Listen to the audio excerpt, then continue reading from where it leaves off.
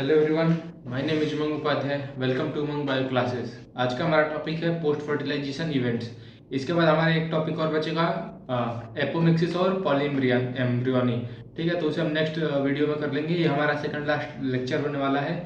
तो अभी हम देखते हैं इसको पोस्ट फर्टिलाइजेशन इवेंट्स को।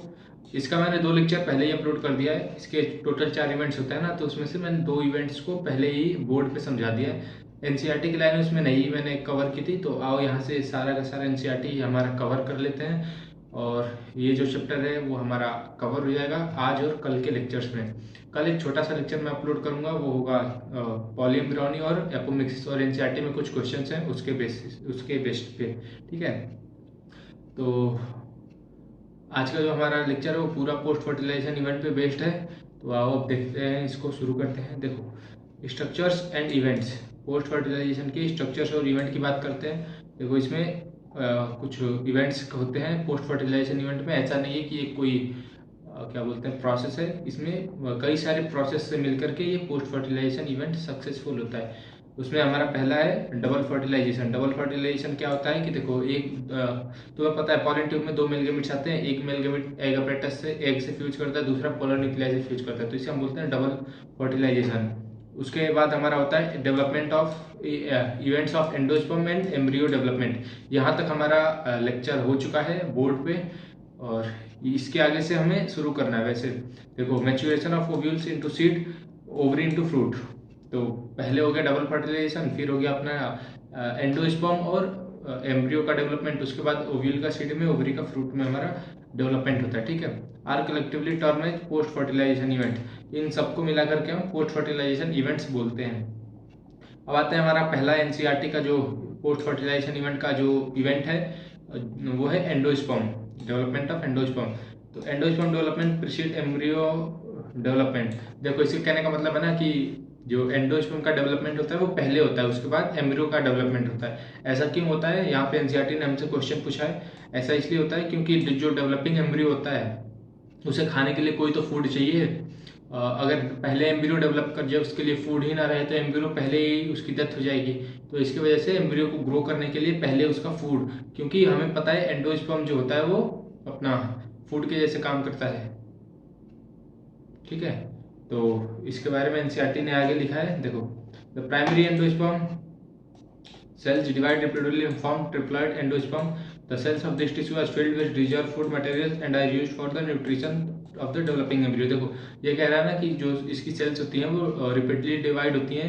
प्राइमरी एंडोस्पर्म सेल की जो सेल्स होती हैं वो रिपीटली डिवाइड होती हैं और ट्रिप्लॉइड एंडोस्पर्म टिश्यू बनाती हैं। ट्रिप्लॉइड एंडोस्पर्म टिश्यू, ठीक है। ट्रिप्लॉइड 3N 2 पोलर न्यूक्लियाई से फ्यूज करके बनाता है।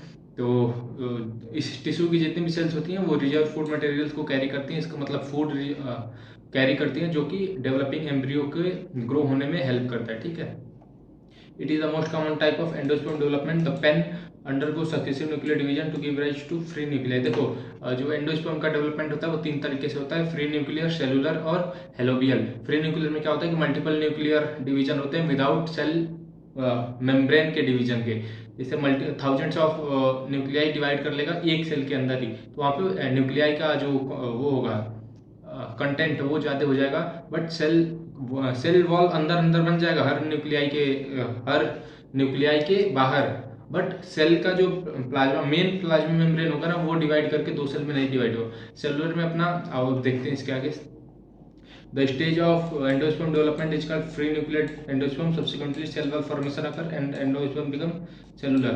इसके बाद देखो क्या होता है कि इसके बाद सेल वॉल अपना बनना शुरू हो जाता है और उसके बाद वो सेलुलर अपना एंडोस्पर्म बना लेता है। ठीक है, वो एंडोस्पर्म सेलुलर हो जाता है। The number of free nuclei formed before cellularization varies greatly. देखो, सेलुलर लेवल पे डिवाइड होने से पहले जो न्यूक्लियस का डिवीजन है वो बहुत वेरिएशन शो करता है। ऐसा फिक्स नहीं है कि 1 होगा, 2 होगा, 100 होगा, 1000 होगा, कितना होगा। ठीक है, तो अलग अलग में अलग अलग देखो न्यूक्लिया डिवाइड करती है। The coconut water from tender coconut that you familiar with is nothing but free nuclear endosperm made up of thousands of nuclei and surrounding the white kernel is cellular endosperm. देखो, तुम coconut खाते हो ना, coconut का पानी पीते हो, coconut का वो व्हाइट वाला पार्ट खाते हो और बाहर वाला फेंक देते हो, तो उसमें का जो वाटर होता है, कोकोनट वाटर होता है, वो फ्री न्यूक्लियर डिवीजन का एक रिजल्ट होता है, और जो वाइट कर्नल, वाइट वाला पार्ट तुम देखते हो ना, वो होता है तुम्हारा सेलुलर न्यूक्लियर डिवीजन का रिजल्ट बोल सकते हो, प्रोडक्ट बोल सकते हो। तो ऐसे इसके एग्जांपल्स हो जाएगा, न्यूक्लियर का हो जाएगा कोकोनट वाटर, और सेलुलर का हो जाएगा वाइट कर्नल ऑफ कोकोनट, ठीक है। और हेलोबियल में मिक्स होता है, वो मोस्ट ऑफ द मोनोकॉट्स में पाया जाता है। हेलोबियल में न्यूक्लियर भी होगा और सेलुलर भी होगा, तो मोस्ट ऑफ द मोनोकॉट्स इसका एग्जांपल हो जाएगा, ठीक है। मोस्ट ऑफ द मोनोकॉट में हेलोबियल पाया जाता है। नेक्स्ट, एंडोस्पर्म में either be completely consume by the developing embryo, P groundnut beans before seed maturation. देखो दो कंडीशंस होती हैं एंडोस्पर्म के साथ, या तो ये एम्ब्रियो के डेवलपमेंट से पहले पूरा कंज्यूम हो जाए, या तो ये थोड़ा बच जाए। अगर पूरा कंज्यूम हो जा रहा है तो नॉन एंडोस्पर्मिक बोलेंगे, अगर कंज्यूम नहीं हो रहा है, थोड़ा बच रहा है, तो उसे एंडोस्पर्मिक सीड बोलेंगे। तो देखो यहाँ पे नॉन एंडोस्पर्मिक हो गया तुम्हारा पी ग्राउंडनट बीन्स। एग्जाम्पल्स बहुत इंपॉर्टेंट है, याद रख लेना। नॉन एंडोस्पर्मिक हो गया तुम्हारा P groundnut beans. Non endospermic तुम्हारा मोस्टली ये डाइकॉट्स में पाए जाते हैं। डाइकॉट्स में क्या होता है कि तुम्हारा एंडोस्पर्म नहीं बचता है, ठीक है। बिफोर सीड मैच्योरेशन, और इट में persist in mature seed, castor and coconut can be used during seed germination. देखो केस्टर और कोकोनट में ये क्या होता है कि जो एंडोस्पर्म होता है वो रिमेन बचता है, रेमिनेंट उसके बचते हैं, ठीक है। तो यहाँ पे एक तुम्हें देखने वाली चीज है कि जो केस्टर है ना, केस्टर ये तुम्हारा डाइकॉट है। डाइकॉट का एक एक्सेप्शन है जिसमें एंडोस्पर्म पाए जाते हैं। मोस्टली डाइकॉट्स नॉन एंडोस्पर्मिक होते हैं, 99% नॉन एंडोस्पर्मिक होते हैं, 1% याद एक केस्टर का एग्जांपल है वो एंडोस्पर्मिक होता है, उसमें एंडोस्पर्म पाए जाते हैं। और कोकोनट, यहाँ से तुम एग्जांपल से याद रख लेना कि किस कौन सा एंडोस्पर्मिक है, कौन सा नॉन एंडोस्पर्मिक है, ठीक है। Split open some seed of castor, pea beans groundnut fruits of coconut, look at the endosperm in each case. कुछ सीड लेना, बीन्स के, पीस के, ग्राउंडनट के और केस्टर के, उन्हें तोड़ना और देखना कि उसमें से एंडोस्पर्म कुछ निकलेगा, ठीक है। Find out whether endosperm is persist in cereals, wheat, rice and maize. ये तुम्हारे लिए क्वेश्चन है एनसीईआरटी का दिया हुआ कि व्हीट, राइस, मेज में एंडोस्पर्म होता है कि नहीं होता है, ठीक है। तो एग्जाम आंसर है हाँ होता है, ये एंडोस्पर्मिक सीड होती है, ठीक है। अब आते हैं अपने डेवलपमेंट ऑफ एम्ब्रियो पे, ठीक है। Embryo develops at micropyle end of the embryo sac where the zygote is situated. तुम्हें मैंने बताया था ना, एम्ब्रियो सैक ऊपर 3 एंटीपोडल सेल्स, बीच में एक सेल, सेंट्रल सेल के बीच में 2 पोलर न्यूक्लियाई, फिर नीचे एक अपरेटस, फिलीफॉर्म अपरेटस, एक अपरेटस में 2 सिनर्जिड सेल्स, एक सेल। ऐसा था ना, बताया था ना मैंने। नहीं देखा ना तो तुम जाओ स्ट्रक्चर ऑफ नाइट्रोफॉस्फोफ्यूल सर्च करो, उमंग बायो क्लासेस, तुम्हें मिल जाएगा वीडियो। तो देखो यहाँ पे एम्ब्रियो जो माइक्रोपाइलेंड पे डेवलप करता है, और वहाँ पे एम्ब्रियो साइक जहाँ पे सिचुएटेड होता है वहीं पे जाइगोट भी बनता है। Most zygote divide only after certain amount of endosperm is form. देखो जाइगोट तो बन गया, बट उसके आगे एम्ब्रियो का डेवलपमेंट तब तक नहीं होता ना जब तक तुम्हारा एंडोस्पर्म का डेवलपमेंट ना हो जाए, ठीक है। जब तक एंडोस्पर्म तुम्हारा नहीं बन जाता तब तक एम्ब्रियो का डेवलपमेंट बहुत सारे प्लांट्स में स्टार्ट नहीं होता है, जाइगोट डिवाइड करना शुरू नहीं होता है। This is adaptation to provide a sure nutrition to the developing embryo. देखो यहाँ पे आंसर है ना उस वाई का, कि जो डेवलपिंग एम्ब्रियो होता है उसके लिए न्यूट्रिशन को ये इंश्योर करता है कि हाँ उस एम्ब्रियो को ग्रो करने के लिए हमारे पास न्यूट्रिशन है, उस प्लांट के पास न्यूट्रिशन है, ठीक है। तो through the seed differ greatly the early stage of embryo development, embryogeny is similar in both monocotyledons and dicotyledons। देखो इनके सीड्स में मोनोकॉट में और डाइकॉट में बहुत सारे डिफरेंसेस हैं, बट जो इनका एम्ब्रियो डेवलपमेंट है, एम्ब्रियोजेनी है ना, वो तुम्हारा मोनोकॉट में और डाइकॉट में सिमिलैरिटी शो करती है, ठीक है। उनका जो डेवलपमेंट है उनमें सिमिलैरिटीज होती है, बट उनके सीड्स में डिफरेंस होता है। सीड्स में कैसे डिफरेंस होता है इसका भी मैंने एक वीडियो बना रखा है, जाके देख सकते हो तुम। मोनोकॉट में एक कॉटिलिडन होता है, एक एम्ब्रियोनल एक्सिस होता है। डाइकॉट में 2 कॉटिलिडन्स होते हैं, एक एम्ब्रियोनल एक्सिस होता है। बहुत अच्छे से एक्सप्लेन किया है मैंने, जाके देख लेना, ठीक है। Figure 1.13 despite the stage of embryogeny in dicotyledonous embryo, the zygote give rise to pro embryo and subsequently to the globular heart shape embryo. देखो पहले क्या होता है ना कि male gamete female gamete fuse करता है, जाइगोट बनाता है, जाइगोट से माइटोसिस मियोसिस नहीं माइटोटिक डिवीजन करते करते करते करते एक ग्लोबुलर शेप बनाता है, वहां से तुम्हारा हार्ट शेप बनता है एम्ब्रियो, और हार्ट शेप से हॉर्स शू शेप, पहले दिल वाले शेप में एम्ब्रियो बनता है। उसके बाद घोड़े के जो शू होते हैं ना, घोड़े का शू तुम सर्च कर सकते हो, या फिर आसपास कोई घोड़ा हो तो जहाँ से देख सकते हो, उसके सूप शेप में एम्ब्रियो बन जाता है, वो होता है मैच्योर एम्ब्रियो, ठीक है। देखो ये रहा तुम्हारा हॉर्स शू शेप, और ये तुम्हारा हार्ट शेप रहा। ये हॉर्स शू शेप है, ये हार्ट शेप है, और ये तुम्हारा ग्लोबुलर स्ट्रक्चर है। ठीक है, ये वाला, ये ग्लोबुलर, ये हार्ट शेप, और ये हॉर्स शू शेप। ठीक है, तो यहाँ से एनसीईआरटी का डायग्राम है, तुम देख सकते हो अच्छे से। A typical cotyledonous embryo consist of an embryonal axis and two cotyledonous. अभी मैं बता रहा था कि एक कॉटिलिडनस डाइकॉट के एम्ब्रियो में एक एम्ब्रियोनल एक्सिस होता है और दो तुम्हारा होते हैं cotyledons. The portion of embryonal axis above level of cotyledon is epicotyl which terminate the plumule और स्टेम टिप। देखो क्या होता है, एक एम्ब्रियोनल एक्सिस का एक पॉइंट होता है। जैसे मान जाओ ये अगर एम्ब्रियो है ना, तो ये वाला पॉइंट, ये ऐसे जस्ट एग्जांपल के लिए समझो, अगर ये तुम्हारा एम्ब्रियो है ना, तो ये वाला पॉइंट तुम्हारा एम्ब्रियोनल एक्सिस हुआ, एम्ब्रियो का एक्सिस हुआ। तो इसके ऊपर वाले पॉइंट पे ना, इसके ऊपर वाले पॉइंट को हम बोलेंगे एपिकोटाइल। एपी मतलब ऊपर, कोटाइल मतलब कॉटिलिडन के। ठीक है, और इसके ऊपर जो होगा तुम्हारा प्लीम्यूल वाला पॉइंट होता है। प्लीम्यूल वो पॉइंट होता है जहाँ से सूट अराइज करती है, स्टेम अराइज करती है, तो इसलिए वहाँ पे लिखा है और स्टेम टिप। तो यहाँ से तुम्हारा वो क्या बोलते हैं, सूट राइज करेगा। और उसके नीचे वाला पार्ट को हम बोलते हैं हाइपोकोटाइल। हाइपो मतलब होता है नीचे, और कोटाइल का मतलब कॉटिलिडन। ठीक है, तो कॉटिलिडन से नीचे वाला पार्ट को हम हाइपोकोटाइल बोलते हैं। वहां पे हमारा होता है रेडिकल है, रेडिकल से हमारा रूट सिस्टम जो होता है वो राइज करता है। ठीक है, a cylindrical portion below the level of cotyledons is hypocotyle that terminate its lower end in the radical or root tip. The root tip is covered with root cap. देखो क्या होता है, इसके नीचे तुम्हारा रेडिकल वाला पॉइंट हुआ, यहाँ पे तुम्हारा रूट कैप इसको कवर किया रहेगा। ठीक है, यहाँ पे रूट कैप, रूट कैप क्या होता है कि फास्ट डिवाइडिंग मेरिस्टेमेटिक सेल्स होती हैं, जो कि उसमें थोड़े लुब्रिकेंट्स भी होते हैं, मतलब म्यूसिलेजनेस होती हैं, वो डैमेज से बचाती हैं अपने मेरिस्टेम सेल्स को, रूट मेरिस्टेम सेल्स को डैमेज से बचाती हैं, इसलिए रूट कैप चालू उन्हें बोलते हैं। तो उसके नीचे अनडिफरेंशिएटेड रूट कैप सेल्स पाई जाती हैं। ठीक है, एम्ब्रियोनल एक्सिस तुम्हारा epicotyl, plumule, shoot point, hypocotyl, radicle, root point के नीचे तुम्हारा होता है वो क्या बोलते हैं, रूट कैप। ठीक है, ये रहा तुम्हारा प्लीम्यूल, शूट वाला पॉइंट, कॉटिलिडन्स, ये दो, एक कॉटिलिडन, ये दूसरा कॉटिलिडन, ये हाइपोकोटाइल, ये रेडिकल हो गया, ये रूट कैप हो गया। देख रहे हो यहाँ पे एक कैप जैसे बन रहा है, तो ये तुम्हारा प्रोटेक्शन का काम करता है। ये देखो, ये तुम्हारा हो गया डाइकॉट का, ये तुम्हारा है मोनोकॉट का। देखो स्कुलेटम यहाँ पे, कोलियोप्टाइल, कोलियोप्टाइल क्या होता है कि यहाँ से अपना ऊपर का क्या बोलते हैं, लीफ प्रिमोडियल यहाँ से रिलीज होती है। ठीक है, ये हो गया सूट अपेक्स, सूट ग्रो करेगा। एपीब्लास्ट, एपीब्लास्ट क्या होता है ना, देखो जैसे डाइकॉट में दो कॉटिलिडन है, मोनोकॉट में एक ही कॉटिलिडन है, स्कुटेलम बोल लो या कॉटिलिडन बोल लो, कॉटिलिडन। ठीक है, लैपटॉप पे लिखने में थोड़ी दिक्कत हो रही है, बट समझ जाना। तो स्कुटेलम एपी, उसके अंदर तुम्हारा एक कॉटिलिडन है। एपीब्लास्ट वो होता है ना कि जैसे मान जाओ मोनोकॉट में एक कॉटिलिडन हुआ, तो दूसरे कॉटिलिडन का क्या हुआ, तो वो ना डेवलप नहीं कर पाता है, उसके कुछ रिमिनेंट्स, अवशेष बच जाते हैं, कुछ रिमेनिंग पार्ट्स बच जाते हैं, उसको एपीब्लास्ट हम बोल देते हैं। एपीब्लास्ट जैसे अगर ये यही डाइकॉट का होता है ना, तो यहाँ से तुम्हारा दूसरा कॉटिलिडन ग्रो कर जाता है। तो समझ रहे हो मैं क्या कहना चाह रहा हूँ। ये एपीब्लास्ट जो होता है वो रिमिनेंट पार्ट होता है ऑफ सेकेंड कॉटिलिडन।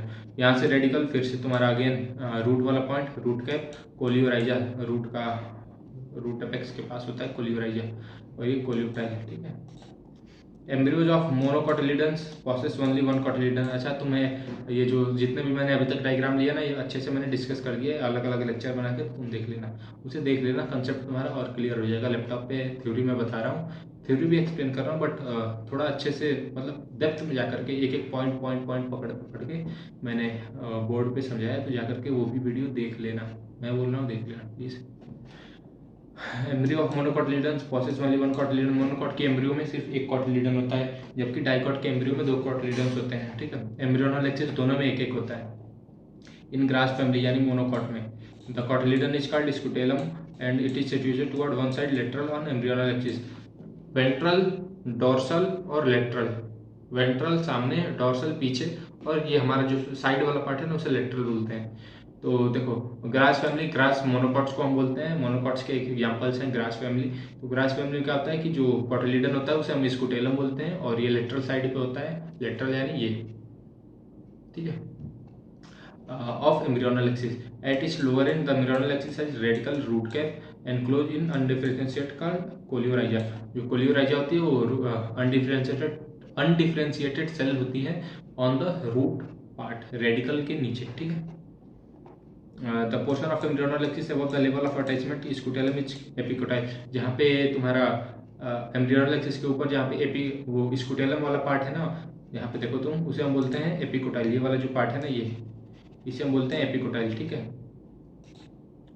एपिकोटाइल है shoot apex and few leaf primordials enclose hollow foliar structure called the coleoptile. ये जो कोलियोप्टाइल देख रहे हो ना, यहाँ से लीफ प्रिमोडियल्स निकलती हैं। ये कोलियोप्टाइल देख रहे हो तुम, यहाँ से तुम्हारी लीफ प्रिमोडियल्स निकलती है, वहाँ से हमारा लीफ का जो जितना भी पोर्शन होता है वो एराइज करते हैं। ये तुम्हारा एम्ब्रियो है। जैसे ह्यूमंस के केस में जाइगोट से एम्ब्रियो बनता है, उसमें 3 लेयर्स बनती हैं, एक्टो मीजो एंडोडर्म। एंडोडर्म से हमारा पूरा ऑर्गन बनता है, ऑर्गन सिस्टम बनता है, उससे हम ह्यूमंस बनते हैं, ठीक है। सेम वैसे इनमें भी होता है। ये एम्ब्रियो है, तो ये पॉइंट है कि कहाँ से कौन सा पार्ट ग्रो करेगा। कोलियोप्टाइल से हमारा लीफ ग्रो करता है, कोलियोराइजा से हमारा रूट वाला पार्ट ग्रो करता है, प्लीम्यूल से हमारा प्लीम्यूल से हमारा सूट वाला पार्ट ग्रो करता है, और रेडिकल से हमारा रूट वाला पार्ट ग्रो करता है, ठीक है। कोलियोप्टाइल से सूट वाला पार्ट, प्लीम्यूल से सूट वाला पार्ट, रेडिकल से रूट वाला पार्ट, कोलियोराइजा से रूट वाला पार्ट रिलेटेड है इनसे, ठीक है। ये कहाँ गया? Okay. soak a few seed in water, sage of wheat, maize, peas, chickpeas, groundnut overnight, and then split the seed. Observe the various part of embryo, then the seed. देखो ये बोल रहे हैं ना कि कुछ इन प्लांट्स के जो प्लांट दे रखे हैं, वीट हो गया, मेज हो गया, पीज हो गए, चिक पीस हो गए, इनके ना सीड्स को लेना, वाटर में रात भर के लिए छोड़ना, और उन्हें तोड़ करके देखोगे ना तो तुम्हें एम्ब्रियो के बहुत सारे पार्ट्स दिखाई देंगे और तुम उन्हें ऑब्जर्व कर सकते हो। अब आता है अपने नेक्स्ट पार्ट पे, जो कि है सीड। सीड किससे बनता है? Ovule into seed.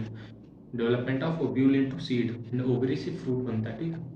In angiosperm the seed is final product of sexual reproduction. It is often describe as the fertilize ovule. Seed जो होता है वो फर्टिलाइज ओव्यूल होता है, और ये सेक्सुअल रिप्रोडक्शन का एक प्रोडक्ट होता है, ठीक है। Seed are form inside fruit. Fruit के अंदर ही सीड बनता है, क्योंकि ओवरी के अंदर ओव्यूल होता है। ओवरी के अंदर ओव्यूल होता है, तो अगर ओवरी फ्रूट में बन रही है, आउटर लेयर बाहर तो ओवरी है, ओवरी फ्रूट में बन रही है, तो अंदर वाला जो ओव्यूल है वो तो तुम्हारा ऑब्वियस बात है सीड में बनेगा ना। एप्पल देखे, वो बाहर तुम्हारा फ्रूट रहता है, अंदर तुम्हारा सीड रहता है, फ्रूट के अंदर, ठीक है। वैसे तो जो तुम एप्पल खाते हो, जस्ट फॉर एग्जाम्पल एप्पल जो खाते हो ना, वो तुम्हारा जो खाने वाला पार्ट है वो तुम्हारा ओवरी है, और अंदर वाला सीड जो है वो तुम्हारा ओव्यूल है, ठीक है। Seed typically consist of a seed coat, cotyledons and embryo axis. Seed में एक एम्ब्रियो होता है, सीड कोट होता है, और कॉटिलिडन होता है, ठीक है। एक सीड कोट, एक तुम्हारा कॉटिलिडन्स। ऐसे कॉटिलिडन या कॉटिलिडन्स वो तुम्हारा मोनोकोट डाइकोट पे डिपेंड करता है, और तुम्हारा एम्ब्रियोनल एक्सिस होता है, और सीड कोट और कॉटिलिडन होते हैं। The cotyledons figure 1.15 of the embryo are simple structure, generally thick and solid due to storage of food real. आओ देखते हैं एक बार डायग्राम, देखो। अच्छा, आगे हम देखते हैं डायग्राम को, फिगर 1.15 को। तो क्या बोल रहे हैं ना कि जो कॉटिलिडन होते हैं ना एम्ब्रियो के, वो थोड़े थिक होते हैं, क्योंकि उनके पास फूड रिजर्व्स होते हैं, ठीक है। मैच्योर सीड में भी नॉन एल्ब्यूमिनस और एक्स एल्ब्यूमिनस। इसके कहने का मतलब है ना कि जो मैच्योर सीड होते हैं वो नॉन एंडोस्पर्मिक भी, इसका मतलब एल्ब्यूमिनस का वही मतलब हुआ कि एंडोस्पर्मिक। नॉन एंडोस्पर्मिक बोल लो या एक्स एल्ब्यूमिनस बोल लो या नॉन एल्ब्यूमिनस बोल लो, बात एक ही है, ठीक है। सिर्फ टर्म्स का वो है। Non albuminous seeds have no residual endosperm. देखा आगे ना पॉइंट, क्योंकि उनके पास कोई बचा हुआ एंडोस्पर्म नहीं होता है, and it is completely consumed during embryonic development. P, groundnut and beans. Example से याद रखना बहुत जरूरी है, नीट में पूछता है, बोर्ड्स में पूछेगा, जब ऑब्वियस बात है। Albuminous seed retain a part of endosperm and it is not completely use during of development. ये क्वेश्चन तुमने देखा था ना कि वीट, मेज और एक और कुछ था एग्जाम्पल, उसको एनसीईआरटी ने पूछा था कि ये एंडोस्पर्मिक है नॉन एंडोस्पर्मिक है, तो ये ऑब्वियस सी बात है एंडोस्पर्मिक है, ठीक है। तो यहाँ से तुम देख सकते हो जो एल्ब्यूमिनस सीड होते हैं उनमें एंडोस्पर्म पाया जाता है, पूरा का पूरा कंज्यूम नहीं होता है एम्ब्रियोनिक डेवलपमेंट में, ठीक है। Occasionally in some seeds such as black pepper, beet, remnants of nucellus also persistent. देखो क्या होता है कि जो न्यूसेलस होता है ना अपना एम्ब्रियो एनाटोमस ओव्यूल में, इंटेगुमेंट्स के अंदर वाली लेयर्स तुम्हें पता है ना, इंटेगुमेंट्स के अंदर वाली लेयर जो तुम्हारा था न्यूसेलस से एम्ब्रियो सेक के बाहर इंटेगुमेंट्स के अंदर, ठीक है। तो उसमें कुछ बच जाता है ब्लैक पीपर में और बीट में। ब्लैक पीपर में और बीट में कुछ न्यूसेलस बच जाता है, उसे हम बोलते हैं पेरिस्पर्म। अब इसको देख लेते हैं पेरिस्पर्म में और पेरिकार्प में क्या अंतर है। देखो ये जो है अनयूज्ड न्यूसेलस है इन न्यूक्लियस, जो पेरिस्पर्म है वो अनयूज्ड, देख रहे हो यहाँ पे अनयूज्ड न्यूसेलस है सीड का, ठीक है। और पेरिकार्प जो होता है वो आउटर कवरिंग होता है फ्रूट का। वो तुम देखे हो पी, पी देखे हो पी, मटर, तो ऊपर वाली जो कवर होती है ना उसे पेरिकार्प बोलते हैं, ठीक है। Integuments are oval are hard and tough and productive seed coat. देखो इंटेगुमेंट्स जो होते हैं वो सीड कोट में कन्वर्ट हो जाते हैं। मैंने बताया ना कि ये अंदर एम्ब्रियो सेक पूरा, उसके बाद न्यूसेलस, न्यूसेलस तुम्हारा फूड वाला में बना लेता है, कुछ में बच जाता है तो पेरिस्पर्म बना लेता है। उसके बाद तुम्हारे दो इंटेगुमेंट्स होते हैं एनाट्रोपस ओव्यूल में, वो तुम्हारा सीड कोट, सीड कोट के प्रोटेक्शन में हेल्प करते हैं। The micropyle remains as small pore in seed coat. जो माइक्रोपाइल एंड जो थोड़ा ओपन होता है ना, जहाँ पे इंटेगुमेंट्स नहीं होते, वो तुम्हारे सीड में भी सेम टू सेम वैसे ही होते हैं। This facilitate the entry of oxygen and water in the seed during germination. देखो जब सीड बन जाता है, तुम क्या बोलते हैं कि किसी भी सीड को तुम, ऐसा तो है नहीं कि वो ग्रो हुआ और तुम तुरंत उसे ग्रो मतलब खेत में जाकर कल्टीवेट कर ले, जर्मिनेट कर ले, ऐसा नहीं होता ना। लंबे टाइम तक हम रखते हैं, तो वहाँ पे ऑक्सीजन और वाटर का एक्सचेंज हो सके बाद में, उसके लिए माइक्रोपाइलेंट खुला ही रहता है सारे सीड्स में। तुम वो लेना, चना लेना और उसको ध्यान से तुम देखना, वहाँ पे ना एक माइक्रोपाइलेंट, ध्यान से उसे ऑब्जर्व करोगे ना, तो वहाँ पे तुम्हें एक हल्का सा वो दिखाई देगा होल, तो वो होता है तुम्हारा माइक्रोपाइलेंट, ठीक है। तो वहाँ पे उसे तुम वाटर में रख दोगे तो ले जाकर के जर्मिनेट करोगे ना तो वो ग्रो हो जाएगा। As seed mature it water content reduce and become relatively dry 10 to 15% moisture by mass. देखो जैसे जैसे सीड मैच्योर होता है ना, उसमें वाटर का कंटेंट बहुत कम हो जाता है, इतना कम हो जाता है कि 10 से 15% जो उसका वाटर बाई मास परसेंटेज होता है उतना बच जाता है, ठीक है। The general metabolic activity of embryo has slow downs. जो उसकी मेटाबॉलिक एक्टिविटी होती है, मेटाबॉलिक एक्टिविटी मतलब उसके अंदर कुछ भी बनना, टूटना, कुछ नया प्रोडक्ट बनना, कुछ पुराना प्रोडक्ट को खत्म करना, ये जो सारी एक्टिविटीज होती है वो सब मेटाबॉलिज्म बोलते हैं। वो मेटाबॉलिज्म का रेट जो होता है वो कम हो जाता है, ठीक है। द एम्ब्रियो में enter state of inactivity called dormancy, और if favourable condition are available, adequate moisture, oxygen, suitable temperature, they germinate. Seed dormancy क्या होता है? सीड डोरमेंसी वो होता है कि जब अनफेवरेबल कंडीशन में सीड ग्रो ना करे, उसे ऐसा लगे कि अगर मैं ग्रो किया तो हमारी उस सीड की डेथ हो जाएगी, तो इस वजह से वो एक डोरमेंसी के स्टेज में चला जाता है, डोरमेंट हो जाता है वो, उस टाइम पे वो ग्रो नहीं कर सकता। फिर जब फेवरेबल कंडीशन आती है, जैसे मॉइस्चर आया, नमी आई, ऑक्सीजन आया और सुटेबल टेम्परेचर आया, टेम्परेचर ऐसा ना हो कि 50 डिग्री सेल्सियस वहाँ पे नहीं ग्रो करेगा, टेम्परेचर अपना नॉर्मल होना चाहिए 25, 30, 32, इतने पे वो ग्रो कर सकता है, ठीक है। तो दे germinate as ovule mature into seed, ovary develop into fruit, the transformation of ovule into seed into ovary into fruit proceeds simultaneously। देखो जैसे जैसे तुम्हारा सीड मेच्योर होता है, ओव्यूल सीड में होता है, वैसे वैसे तुम्हारा जो ओव्यूल का सीड में कन्वर्जन जैसे होता है, सेम टू सेम वैसे ही ओवरी का फ्रूट में भी साइमल्टेनियसली मतलब साथ साथ कन्वर्जन हो जाता है, ठीक है। The wall of ovary develop into wall of fruit का पेरिकार्प। अभी हम लोग बात कर रहे थे जो कि ओवरी का जो वॉल होता है ना, वॉल मतलब आउटर लेयर, आउटर लेयर जो ओवरी का होता है वो पेरिकार्प में कन्वर्ट हो जाता है। पेरिकार्प एक लेयर होती है, आउटर लेयर होती है ऑफ फ्रूट। द फ्रूट में भी फ्लैसी इन गुआवा, ऑरेंज, मैंगो। अब ये यहाँ से एग्जाम पूछता है, हर एग्जाम में पूछेगा, कॉम्पिटेटिव एग्जाम्स में अक्सर आता है यहाँ से क्वेश्चन कि कौन सा फ्लैसी है, कौन सा ड्राई है। और यहाँ से एक उसका ग्रेप का पूछता है, ग्रेप पूछता है, एक सेकंड नहीं रुको, उस फ्रूट का मैं नाम भूल रहा हूँ, उस फ्रूट को मैं नेक्स्ट क्लास में पक्का डिस्कस करूँगा। लीची, सॉरी याद आ गई, लीची। हाँ, तुम कमेंट में बताना कि लीची क्या है, ड्राई फ्रूट है या फ्लैसी फ्रूट है। भाई देखिए ड्राई फ्रूट है, मैं बता दे रहा हूँ, तुम्हें लग रहा होगा ना कि उसके बाहर थोड़ा फ्लैसी होता है तो इस वजह से वो फ्लैसी फ्रूट होता है, नहीं ऐसा नहीं होता है, वो ड्राई फ्रूट में कंसिडर होता है, ठीक है। गुआवा, ऑरेंज, मैंगो ये तुम्हारे फ्लैसी फ्रूट्स होते हैं। ग्राउंडनट और मस्टर्ड ये तुम्हारे ड्राई फ्रूट्स होते हैं। इससे ऐसे ही क्वेश्चन आएगा तुम्हारा, इसमें ज़्यादा कुछ समझाने वाला है नहीं।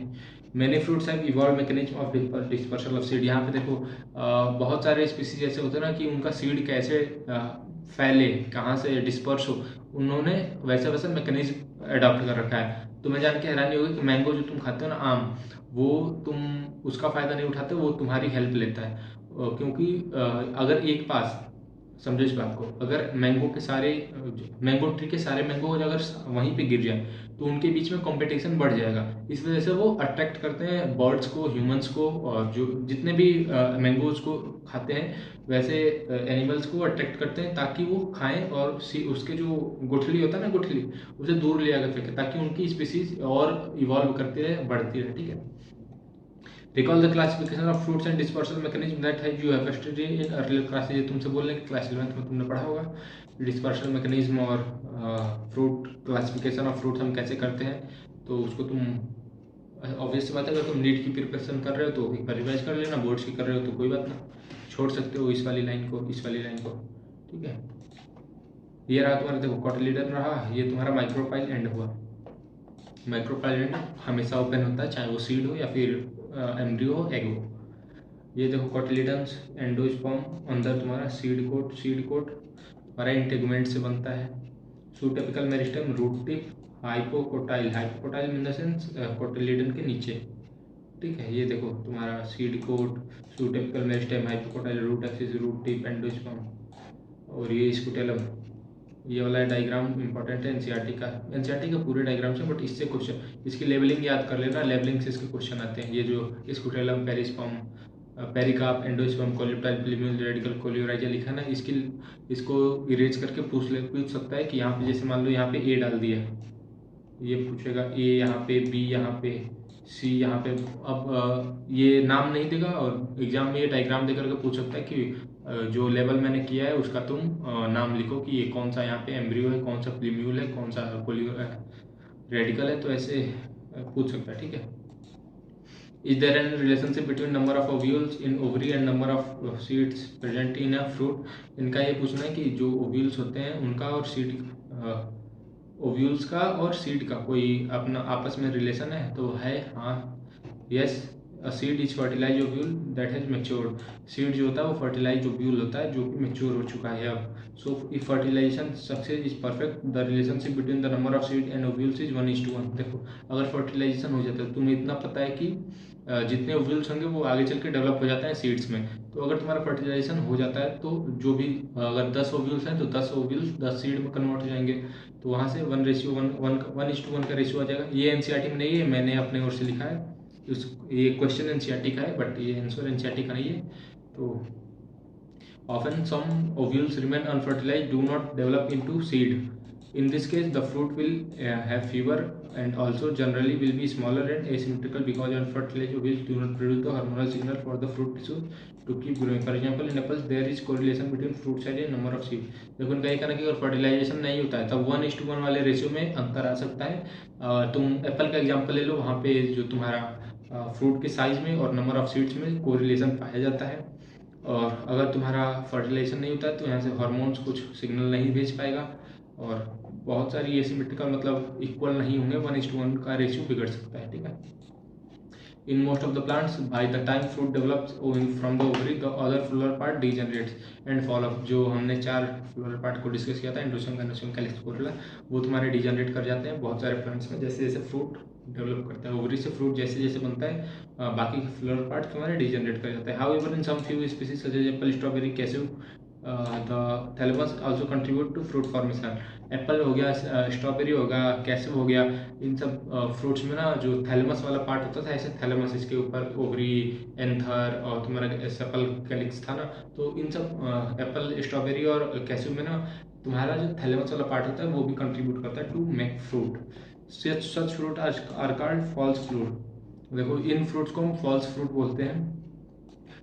Most fruit however develop only from the ovary and called true fruit. देखो जो फ्रूट सिर्फ और सिर्फ प्योर ओवरी से बने उन्हें हम ट्रू फ्रूट बोलते हैं। अदर देन ओवरी से कुछ भी बनता है उसे हम फॉल्स फ्रूट बोलते हैं। ठीक है।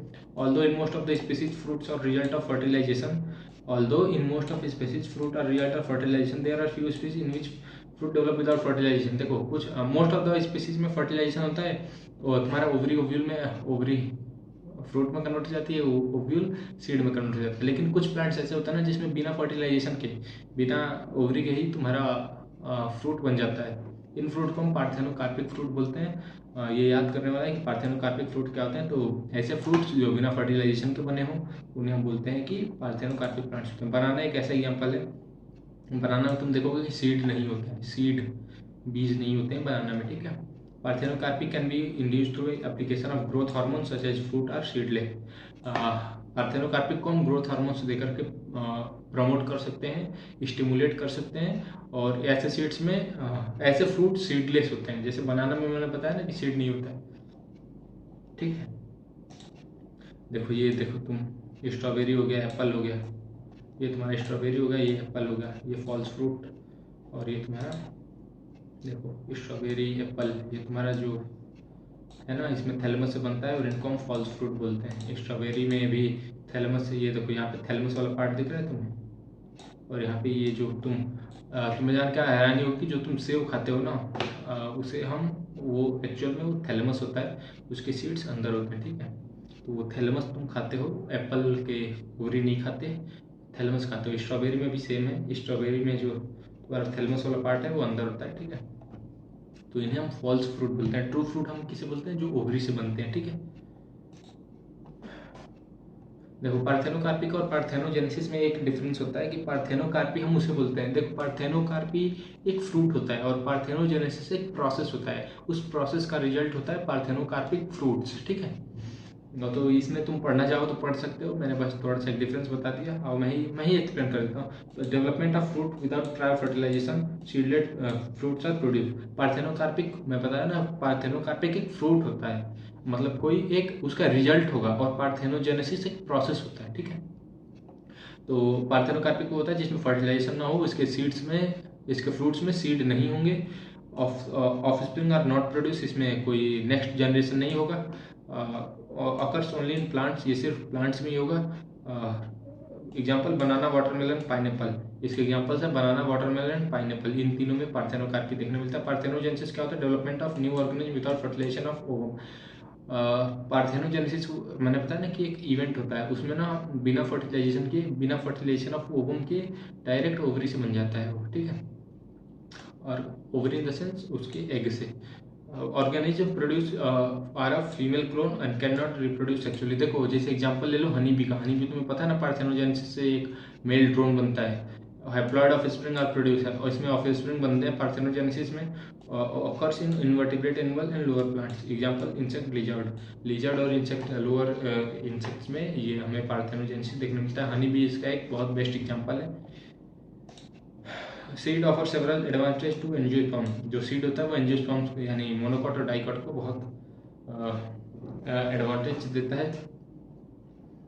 Since reproductive process such as pollination and fertilization are independent of water. देखो पॉलिनेशन और फर्टिलाइजेशन वाटर से इंडिपेंडेंट होते हैं, तो seed formation is more dependable. तो यहाँ पे सीड फॉर्मेशन बहुत मतलब कॉमन होता है, ऐसे बोल सकते हो। ऐसा बोल सकते हो कि देखो पॉलिनेशन और फर्टिलाइजेशन में पानी नहीं मिला, तो जब सीड जर्मिनेट करेगा तो वहाँ पर पानी पे उसे डिपेंड होना पड़ेगा, ठीक है। इसका ये कहने का मतलब कॉमन होता है टू यूज वाटर, क्योंकि पॉलिनेशन में और फर्टिलाइजेशन में पानी का बहुत मिले तो मिले, नहीं मिले तो नहीं मिलता है, नील के बराबर होता है। तो यहाँ पे जो सीड जर्मिनेट करती है वहाँ पे कॉमन होता है कि वहाँ पे most of the water use हो। सीड जर्मिनेशन में वाटर यूज होता है, फर्टिलाइजेशन में और पॉलिनेशन में वाटर का उतना रोल नहीं होता, ठीक है। उतना रोल क्या नहीं होता है। Also seed have better adaptative strategy for dispersal to new habitat and help the species to colonized in other areas. Also seed have better adaptive strategy to dispersal new habitat and species to colonize there. देखो इनका कहने का मतलब है ना कि seed के पास बहुत सारे मेथड है अपने आप को डिस्पर्स करने के लिए, अपने आप को फैलाने के लिए, ठीक है, अदर एरियाज में। As they have sufficient food, जब young seedlings are nourished until they are capable of photosynthesis on their own. देखो इनके पास बहुत सारा फूड रिजर्व पहले से ही होता है, ठीक है। तो ये तब तक उस फूड पे अपना डेवलपमेंट करते हैं जब तक कि वो खुद से फोटोसिंथेसिस करके अपना फूड ना बना ले, ठीक है। तो जब तक वो फोटोसिंथेसिस अपना खुद करने लायक नहीं हो जाते तब तक वो जो तुम्हारा फूड रिजर्व होता है ना, उसी से काम करते हैं, चाहे वो कॉटिलिडन्स के रूप में हो या फिर वो एंडोस्पर्म के फॉर्म में हो, ठीक है। फूड इनको रिजर्व फूड मिलता रहता है। The hard seed coat provide protection to the young embryo. Hard seed coat कहाँ से बनता है? इंटीगुमेंट्स जो होते हैं वो तुम्हारे सीड कोट से बनाते हैं, तो वो तुम्हारे यंग एम्ब्रियो को प्रोटेक्शन देते हैं। Being product of sexual reproduction they generate new genetic combination leading to variation. देखो क्योंकि यहाँ पे तुम्हारा सेक्सुअल रिप्रोडक्शन होता है, सेक्सुअल रिप्रोडक्शन फ्लोरल प्लांट है, तो यहाँ पे जेनेटिक क्रॉसिंग ओवर मैंने बताया था ना, क्रॉसिंग ओवर कैसे होता है। देखो क्रॉसिंग ओवर में तुम्हें एक्सप्लेन कर रहा हूँ। देखो ये 2 क्रोमोसोम के वो हैं, सेट हैं। इसका पहले निकला कुछ पार्ट, इसमें जाकर के सेट हो गया, इसका कुछ पार्ट इसमें जाकर के सेट हो गया, तो एक नया कॉम्बिनेशन बन गया। तो कुछ नया कॉम्बिनेशन बना तो क्या बोलते हैं कि कुछ नए कैरेक्टर्स आएंगे। नए कैरेक्टर्स आएंगे तो एडवर्स कंडीशन से हो सकता है लड़ने का एक नया तुम्हारा वो बन जाए, कैपेसिटी हो जाए, ठीक है। तो उनके कहने का ये मतलब है कि न्यू जेनेटिक वेरिएशंस आ जाते हैं सेक्सुअल रिप्रोडक्शन से। Seed is the basis of our agriculture.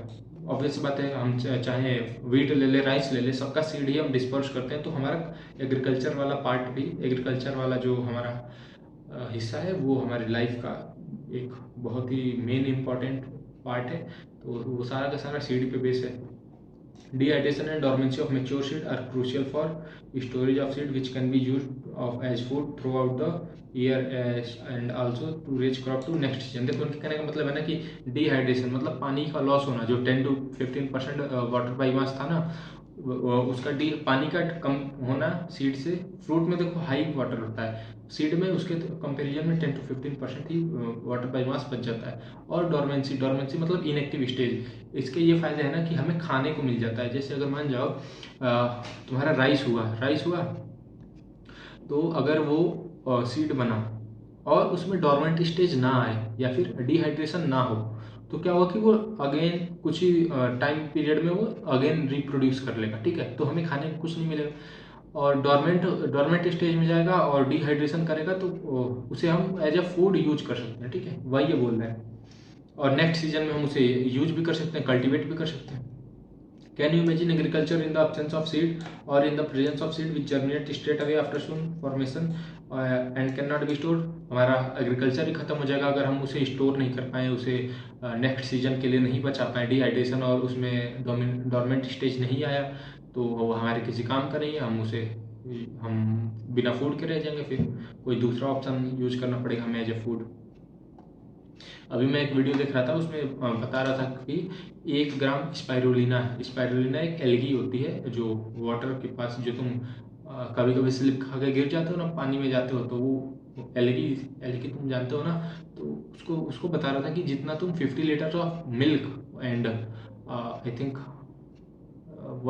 10 kg of apples जो खाते हो ना, ऐसा ही कुछ था, उतना तुम्हें 1 ग्राम ऑफ स्पाइरुलिना न्यूट्रिएंट्स दे देता है पूरे वीक के लिए। ऐसी जनरल सी बात थी, मुझे याद आ गई तो मैंने बता दी। तो यही है कि देखो अगर सीड एब्सेंट हो जाए और उनमें डोरमेंट और डिहाइड्रेशन ना हो, तो हमारा जो फूड वाला पार्ट है वो ख़त्म हो जाएगा, हमें कुछ खाने को मिलेगा ही नहीं और हम उसे कल्टीवेट भी नहीं कर पाएंगे नेक्स्ट ईयर। यहाँ से फिर तुम्हारे लिए जो मैं बता रहा था ना कि एनसीईआरटी तुमसे कुछ पूछ रही है, नहीं वो ये नहीं है, आगे आ रहा है ऐसे ही। How do long seed remains alive for dispersion. देखो डिस्पर्सन के लिए मतलब डोरमेंट स्टेज जो था ना, कि सीड को कितने लंबे समय के बाद अगर हम कल्टीवेट करना चाहें, ग्रो करना चाहें, तो वो कितने टाइम तक हम उसे ग्रो कर सकते हैं, कितना उसका लिमिट है। तो ये पीरियड अगेन वेरी करता है हर अलग अलग मेथड्स के जैसे। In few species the seed lose viability within the few month. कुछ स्पीसीज में जैसे वीट हो गया, राइस हो गया, इसमें 3 मंथ का वो होता है तुम्हारा वायबिलिटी। मैंने बताया था ना पॉलन ग्रेन्स जो होते हैं, पॉलन वायबिलिटी वाला याद है, तो उसी से रिलेटेड कुछ है कि जो कुछ स्पीसीज के जो सीड्स होते हैं ना, वो 3 मंथ में तुम्हारे वहाँ पे पॉलन ग्रेन था पॉलिनेशन के लिए, यहाँ पे जर्मिनेशन के लिए आ रहा है। मैंने बस रिलेट करके बताया कि वैसे ही होता है यहाँ पे भी थोड़ा थोड़ा, ठीक है।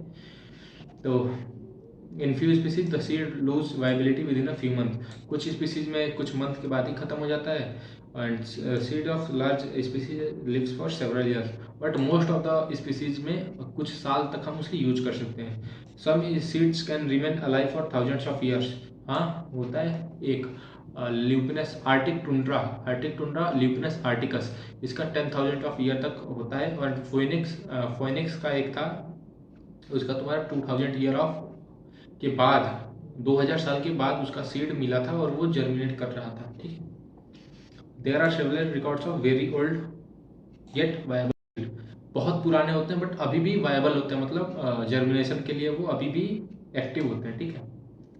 यहाँ पे देख सकते हो सीड डॉर्मेंसी, ये तुम्हें मैंने बता ही दिया, एक्सप्लेन कर दिया। देखो सीड डॉर्मेंसी ऐसा होता है ना कि वो इवोल्यूशन के हिसाब से वो बहुत ही इंपॉर्टेंट स्टेप होता है। इसमें क्या होता है ना कि वो डॉर्मेंट स्टेज में चला जाता है ड्यू टू अनफेवरेबल कंडीशन, जब उसे लगता है कि ये एनवायरनमेंट मेरे लिए सुख अनुकूल, या क्या उसे हिंदी में बोलते हैं, बस इतना सुटेबल नहीं होता है, मतलब उसके हिसाब से नहीं होता है एनवायरनमेंट, तो वो डॉर्मेंट स्टेज में चला जाता है, वो ग्रो नहीं करता है। बट जब उसके हिसाब का जब इन्वायरमेंट आ जाता है, उसके सुटेबल इन्वायरमेंट में जब वो आता है ना, तो वो ग्रो कर जाता है।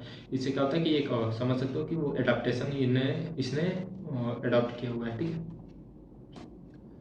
यहाँ से आते हैं हम, देखो यहाँ पे अब ये एनसीईआरटी की लाइन फिर से आ गई, ये आउट ऑफ एनसीईआरटी था, ये जो है ना आउट ऑफ एनसीईआरटी है। अब आते हैं एनसीईआरटी पे। The oldest is that of Lupinus articus evicted from Arctic tundra. The seeds germinated and flower after an estimated record of 10,000 years of dormancy. देखो आर्टिक टुंड्रा ल्यूपिनस आर्टिकस एक ऐसा plant है जिसमें 10,000 साल के बाद वो पाया गया, उसे इवेक्टेड किया गया, मतलब खोजा गया, और वो 10,000 साल के बाद भी उसने फ्लावरिंग किया, जर्मिनेट किया। ऐसे ही एक एग्जाम्पल है फोनिक डेक्टाइलीफेरा। फोनिक डेक्टाइलीफेरा जो एक प्लांट है वो 2000 साल के बाद उसने फ्लावरिंग किया और ग्रो किया। ये तुम देख सकते हो फोनिक डेक्टाइलीफेरा का, ये जो प्लांट तुम देख रहे हो वो है फोनिक्स डेक्टाइलीफेरा। ये रहा तुम्हारा आर्टिक टुंड्रा, इसका ल्यूपिनस आर्टिकस, ये रहा तुम्हारा ल्यूपिनस आर्टिकस, ये जो है ना वो तुम्हारा ल्यूपिनस आर्टिकस वाला प्लांट है, ठीक है।